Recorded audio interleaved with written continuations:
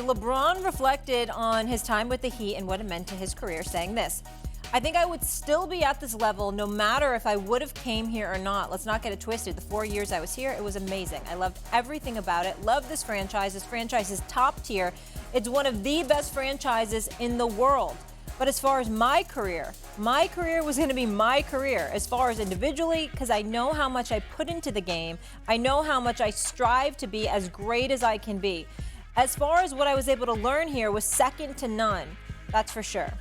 So yesterday, LeBron doubled down on this, tweeting, here it is, let me get this quote for you, to show how dominant he would have been in Miami, saying, "Damn right, I still would be. I'm chosen. Ain't nothing changing that. Maybe less rings, but dominant from start to finish." All right, Brian Windhorst joining the show.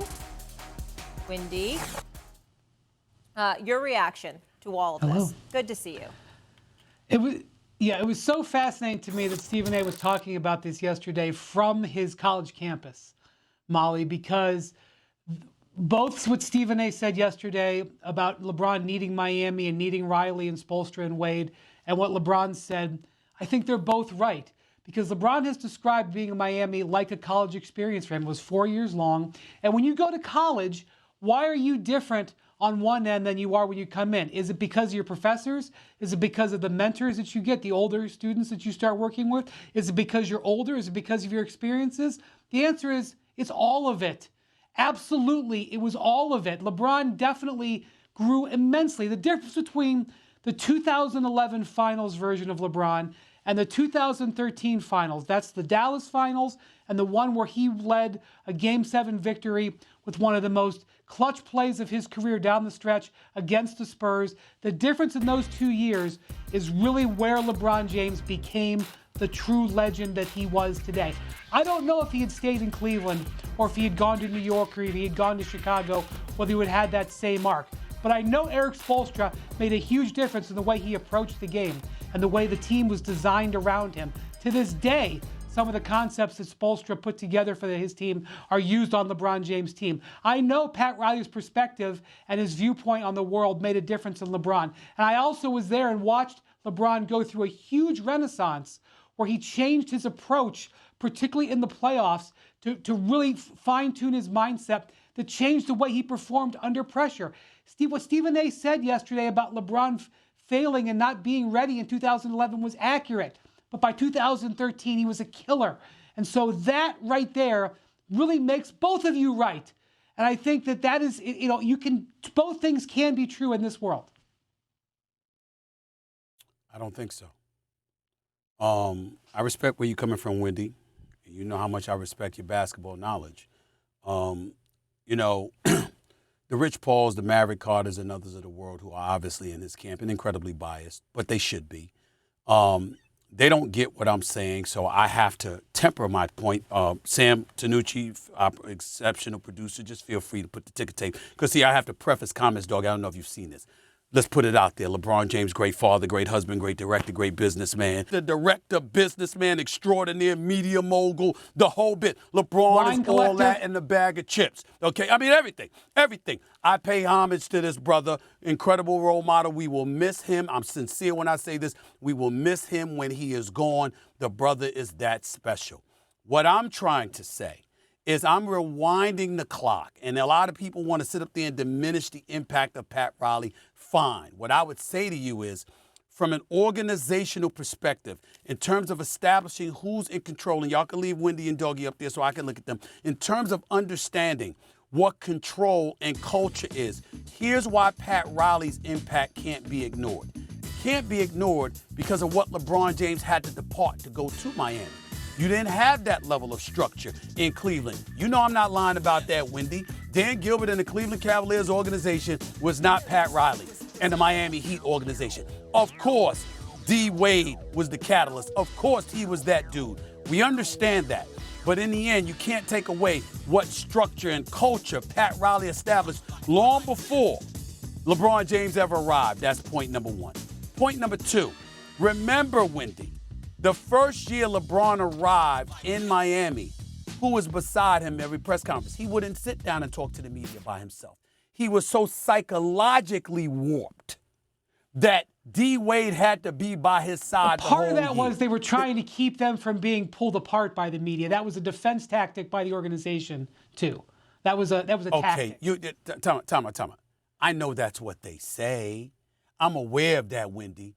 You know that's BS. And if I was on my podcast, I'd get Pat McAfee on them and say the word outright, okay? Because the reason why we're talking about how tight these brothers are, you're talking about D-Wade and LeBron James here. Well, nobody going to pull them apart. You can try all you want to. You know the character that's in D-Wade, the kind of man that he is. He ain't going to turn against his brother like that. And you know what kind of character LeBron does. I don't care what they say about LeBron. LeBron ain't going to turn against his brothers like that. That's not how he rolls. So we got to understand that, okay? He was being pacified because mentally he was warped. As an individual talent, he was phenomenal. But in the same breath, because of the shrapnel of criticism that was coming in his direction, because of the pariah that he was labeled to be, because he compromised the Cleveland economy, you're making over $1 billion for the economy, and you're up and left them, and they burning your jersey in effigy, and all of this other stuff that was going on. It was a lot for him to deal with, and it was tough. Well, guess what? Being there helped you get to the point where you ultimately became who you were. I don't know if LeBron James becomes that dude if you didn't have that support. Now, this is the crime. Even whether it's you, Doggy, whether it's you, Wendy, it's me or anybody else. This notion that we're just going to be who we are and we're just going to be who we're meant to be, devoid of the level of support when we ultimately fall into an abyss, because as human beings, we all do. And what is it that propels us, that uplifts us? It's our loved ones, it's people in our inner circles, those who are close to us, who help elevate us to a level where we can ultimately excel and prosper. I am simply saying that was Miami. And so to sit up there and to echo words out of your mouth like, you know what, I was going to be this way regardless, is diluting the importance of the impact the culture of Miami, and specifically Dwayne Wade above all else, had on you. That's why I was on national television with a big problem. When LeBron James was not seen, he did not attend Dwayne Wade's Hall of Fame induction. I assure you, Dwayne Wade will be there when LeBron James is inducted into the Hall of Fame. Now, if he was there and he came through the back door in a private jet and nobody knew, fine, I stand corrected. I ain't see him. I didn't see him. And I'm telling you right now, I was stunned. And everybody that I spoke to in the basketball world was stunned that LeBron James, even though it was in the aftermath of Bronny and stuff like that, but we had seen LeBron James on the road thereafter. You take a flight to the East Coast to Springfield, Massachusetts, and you're short for a few hours to be there for Dwayne Wade. Why were we all aghast at his absence?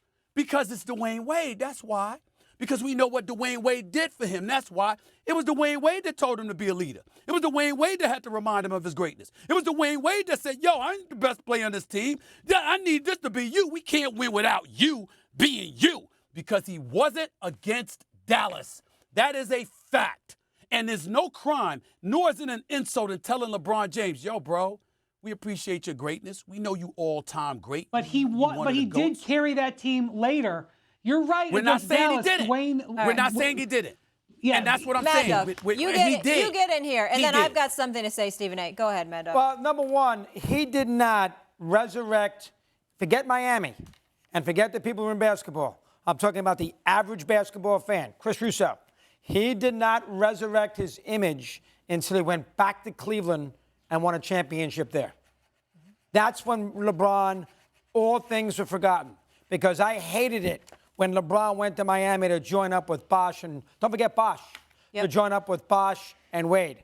I thought that was a weak thing to do, bailing out on Cleveland. He won his 2 championships, and remember, the second championship, the first one against the Spurs, he was lucky to get, because if Bosh doesn't get an offensive rebound and Ray Allen doesn't make a shot, he would have been the GOAT, because he was awful in the fourth quarter of Game 6 against San Antonio. The quote says, I think I would still be at this level no matter if I would have came here or not. As far as my career was going to be my career as far as individually, because I know how much I put into the game and how much I strive to be as great as I can be. And then when he doubled down, he said, damn right, I still would be this dominant. I'm chosen. Stephen A., what he's saying there, he's not diminishing Miami. It's what I told you yesterday. It's that macro. This was my destiny. This was my calling. no matter what team I was with, I was still going to become LeBron James because I'm that talented and I put in that work. I don't think it's a knock at Miami at all whatsoever. I think it's a bigger picture statement. Like, hey, Steve, let me just say one thing. Stephen A. might have still been Stephen A. if he wasn't on First Take. He even says, maybe I wouldn't have had as many championships. Maybe you wouldn't have as many ratings, but you still had the talent. You still put in the work. He was saying, saying you're chosen. It's like you're called. That's his destiny. And what? All right, that is your interpretation. Here's mine. You use me as an example. I am sitting here on national television, and I'm telling you, there's no way in hell that I am in this position today if it were not for Allen Iverson. Covering him for the Philadelphia 76ers and the attention that he brought to my NBA coverage ultimately enabled me to come to ESPN and be a guy covering the NBA. Everybody ain't that blessed. No matter how gay, and Allen Iverson will refute it because he'll say, man, it was you, it was you, it was you. I don't believe that because of his greatness and the attention that he drew. That did with Sam Smith, for better or worse, being the reporter. If he wasn't covering Michael Jordan, his book with the Jordan rules wouldn't have mattered that much. There's always somebody that you're connected to that help propels you. I am simply making the argument, no question about LeBron James' ability. But if you watch LeBron in that Dallas series, if you watched him in that All-Star game that followed, if you watched him, you saw the individual greatness, but the absence of culture surrounding him, combined with a star like D. Wade, who was also a big brother to him, is what ultimately propelled him to the killer that he is, the elite all-time great that he is. Without that, there's plenty of dudes that were absolutely positively sensational, but were devoid of being recognized as champions. That is what I'm saying.